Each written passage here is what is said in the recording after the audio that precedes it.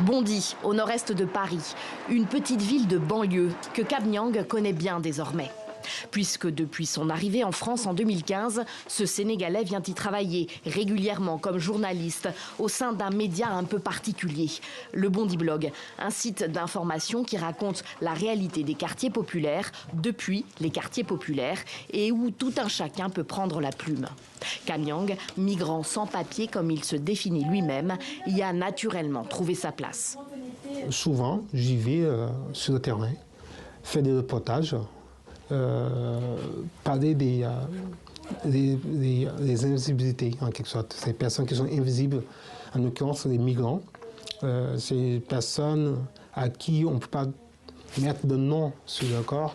Donc j'y vais voir ces gens-là, faire des reportages sur leurs conditions de vie, mais pas que, mais aussi aller voir des Français qui subissent une violence sociale parfois et que j'ai envie de tendre les micros.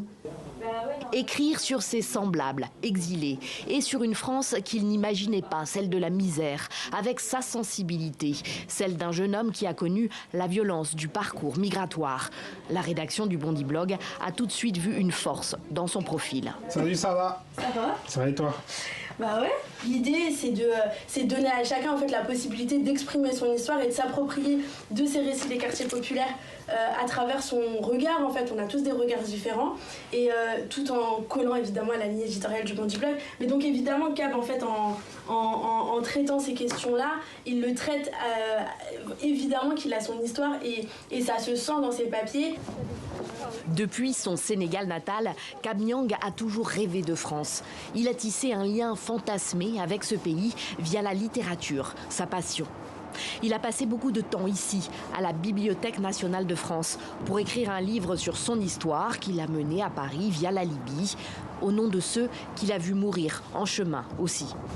C'est nécessaire d'écrire ce texte parce que tout simplement, pour mettre des noms à ces figures, à ces gens qui sont restés dans l'eau, parce que leurs corps ont une histoire.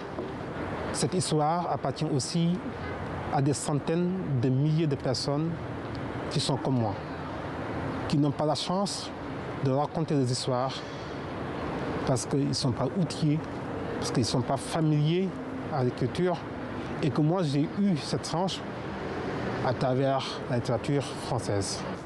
Ce livre est aussi une alerte qu'il envoie aux jeunes Africains qui, comme lui, il y a 7 ans, s'apprêtent à prendre la route de l'Europe et à traverser la Méditerranée, malgré le danger. Et je ne le conseille à personne de le faire, en fait. Parce que c'est en quelque sorte risquer sa vie, en quelque sorte. Et que chacun d'entre nous a quelque chose à construire dans sa vie. Je regrette le fait de te faire traverser. Tout ce voyage, je regrette. Mais ma vie en France, je n'ai pas du tout regretté. Parce que j'ai appris beaucoup de choses et aujourd'hui je suis content d'être là. Cam Niang espère faire bientôt éditer son livre et lui donner pour titre Un Français sans papier. 7 ans après son arrivée en France, il vient au printemps d'obtenir un titre de séjour d'1 an. Tout juste diplômé d'un master en lettres, il cherche désormais un travail régulier et déclaré après des années de précarité.